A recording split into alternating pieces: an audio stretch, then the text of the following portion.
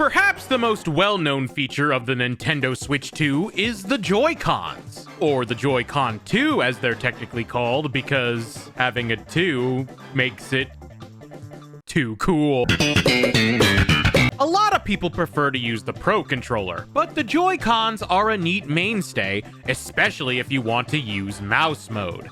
However, Nintendo likes to make games based on their controllers. Who knew? They did it with Wii Sports and even with 1-2-Switch. Just fun little tech demos to demonstrate what the hardware was capable of. So other than Welcome Tour, what was the Switch 2 going to do? I got it! Wheelchair basketball. Yeah. This is where Drag and Drive comes in. Drag X Drive? Drag and Drive? I've never actually heard anyone say the title out loud, so I'm just gonna call it Drag and Drive. A game where you use the Joy-Cons to emulate actually moving around in a wheelchair playing basketball. This game was meant to show just how in-depth mouse mode could get, while also using the Joy-Cons in a very specific and unique way. It's a digital exclusive on the eShop, only about $20, but its revolutionary mechanics have been a bit hit or miss with people. They staged a live demo before it releases where people got to try it, but even that had a lukewarm response. But why listen to what people on the internet have to say about something? I wanted to try this out for myself to see if this wheelchair basketball game would be worth it, especially for $20. Is Drag and Drive the hidden slam dunk worth playing? Or is it just a drag? Let's find out. You start the game with a tutorial on how to play. It demonstrates the concept of using the Joy-Cons by literally pushing them like the wheels of a wheelchair. The left Joy-Con to move the left wheel, and the right Joy-Con to move the right wheel, while both together moves you forward. The faster you move them, the faster you go, and you can hit the shoulder buttons to brake. It's more comfortable to drag them like a computer mouse, preferably on the couch sidearm or even on your pants lap. You can drag your Joy-Cons on a table or hard surface, but I personally don't want to bang my over $90 controllers on anything too hard, thank you. Don't do what I'm doing right now. So that's how you use the Joy-Cons. Got it. But surely you can use a Pro Controller, right? Like being able to push buttons and use the analog stick to achieve the same objective.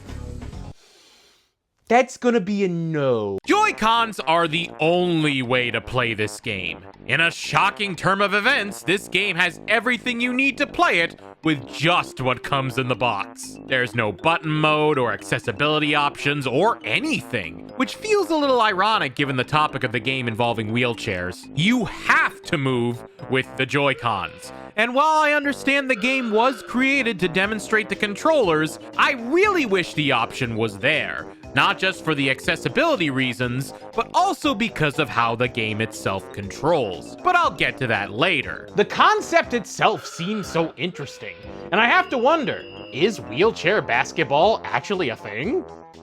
And in fact, it is! According to the International Wheelchair Basketball Foundation, it started way back in 1945 with World War II veterans. It grew over the years both nationally and internationally, and developed into its own sport with championships, leagues, and over 100,000 players, both men and women's teams. There are teams from all over the world, and apparently, the US team has claimed the most gold medals. Honestly, it's really cool that this is actually a thing, and after looking at the rules, there are a few things that Drag and Drive took from actual wheelchair basketball, which is pretty neat. Not everything though. I mean, in order to get the ball from your other team in the game, you have to ram into them. That's not legal in wheelchair basketball. The same contact rules apply for them as they would in any sport, but you can't actually hit them with the chair. And if you want to steal the ball, you can actually pressure them or block them, or even just do a well-timed swipe if you want to take the ball from them. This game has made me learn a lot about wheelchair basketball. You are put in a 3 versus 3 or 2 versus 2 to play some basketball. You use the Joy-Cons to move like we talked about earlier, pass the ball, or shoot it up to the hoop. Regular basketball rules apply, where you get more points the further you are from the hoop. And it's pretty much what you'd expect from a basketball match, but with wheelchairs and ramps. Yes, there are ramps around the entire court. How else do you think they're going to dunk it? Donk. It's like Tony Hawk and Murderball had a child. Also, this tutorial is really long. I get this is how you play the game, and I understand that this is a pretty out-of-the-box experience compared to other titles, and it's also fair that this is only really forced on you the first time you boot up the game. But it was annoying for me and took a long time, especially since the tutorial was something I already experienced in the live game demo. So I had to go through it twice. Thanks, game. Okay, so tutorial done. What happens next? We hop into the lobby with up to 12 people and play the game. This is the majority of the game loop. 2 courts in 1 lobby, a bunch of mini games you can join in, a bunch of ramps, bowling pins. Huh, there's even a jump rope.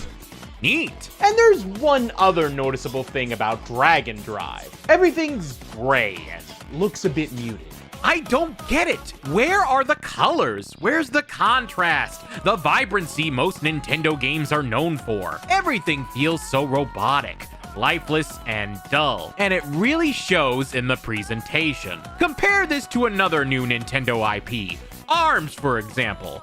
ARMS was another fairly unique experience, showcasing the Joy-Con motion controls on the original Switch. It had flashy characters, fantastic stages, a kaleidoscope of colors.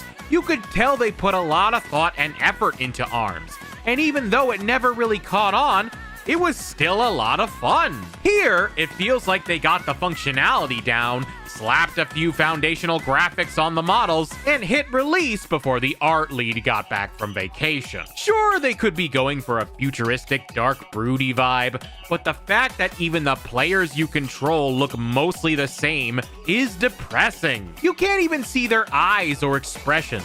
It just feels very bland in design. That's not to say there aren't ways to customize your player. There are a few things you can do. For example, you can customize your helmet and jersey. Here you can select your own choice of color for your number and uniform. Alright, it's not all gray and boring, I'll give it that. Or unlock customization options for your helmet, like cat ears.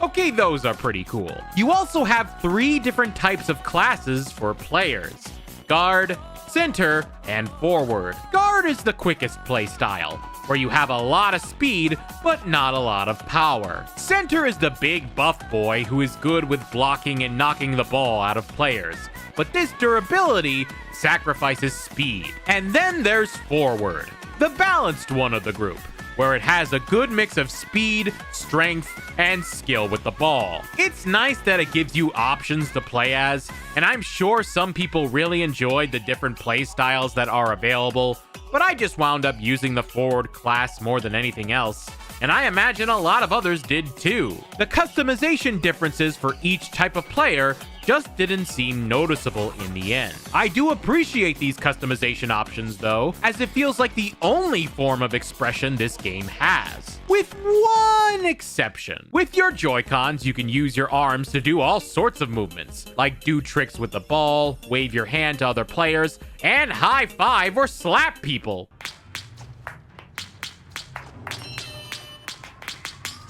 I unironically love this. I don't know why, but something about being able to slap other players' hands in this game is just so fun and satisfying. I think it's the sound effect specifically that really does it for me. I've literally spent quite a few minutes slapping other players, just high-fiving each other until the next game mode happens. Slap, slap, slap, clap, clap, clap, slap, slap, slap, clap, clap, clap. But what about the game itself?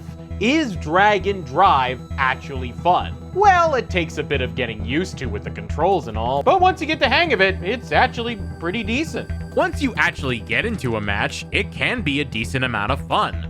Throwing 3-pointers is so satisfying, and stealing the ball, while chaotic and even a bit barbaric, can be a blast. There's not many feelings greater than actually winning a match and scoring a dunk. Once I got into the groove of things, it was a lot more fun than I expected, even when things get out of control and then you wind up eating dirt. There's one problem though. It's those pesky controls. The motion controls aren't the most responsive.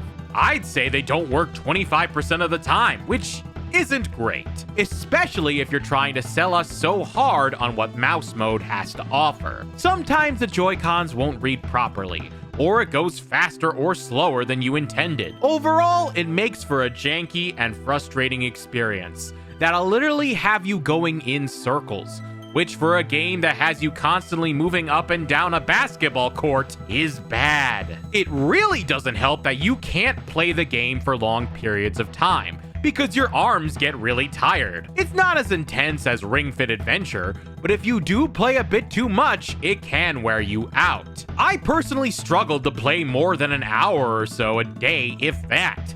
It was so much of a workout, my watch thought I was doing an elliptical workout while playing the game. Who needs the gym when you can pump iron in Dragon Drive? I gotta hand it to those athletes that play the game in real life. They have to be super strong. I definitely lost more than I won, but when I did win, I got this golden ring to show for it. It's a little something you can get, but be warned. As soon as you lose, you can kiss that ring goodbye as it poofs off of your finger. I understand why they do this, but kind of wish it wasn't so absolute.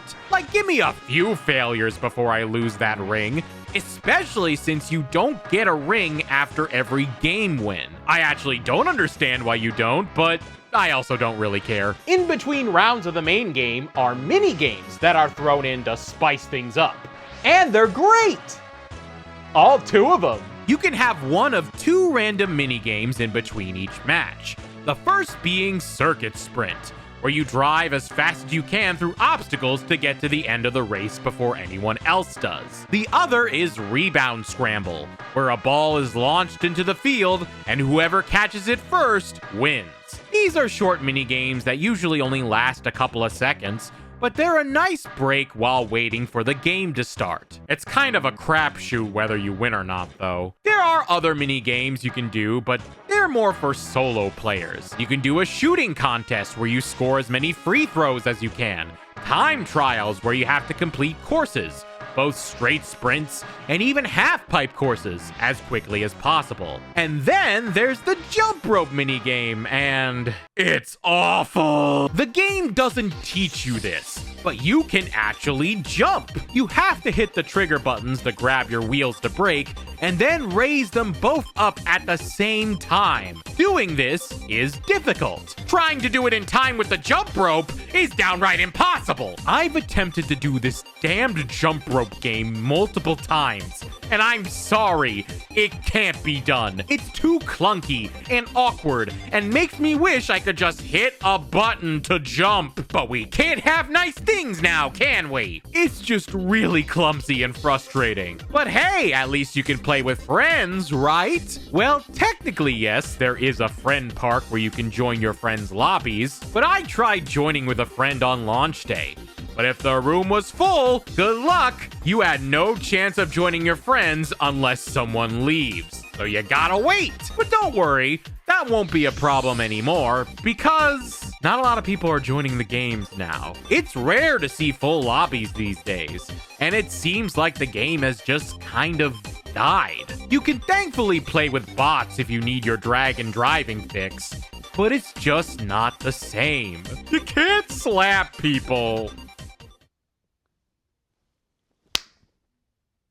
It's not the same! I've had a lot to say about Dragon Drive, and a lot of it isn't great. The main game itself can be fun, but a lot of the experience is hollow and clumsy. I wanted to give this game a chance, I really did. However, the janky controls, lack of customization, and how I literally feel exhausted after playing for long periods of time, I just can't fully get behind this game. It doesn't help that there's been negative press along with diminishing interest from those who even were playing it. There's a lack of that Nintendo polish that you'd normally expect from a title like this. Like there was no passion put into it, and it was simply created to demonstrate the Joy-Con tech and nothing more. I really wanted this game to be better, and it just wasn't. If there's one good thing that came out of this experience, It's that I'm now aware of wheelchair basketball and just how cool it is. The respect I have for these athletes is top notch, and I don't think I'm alone on this. I'm sure this game introduced loads of people to this sport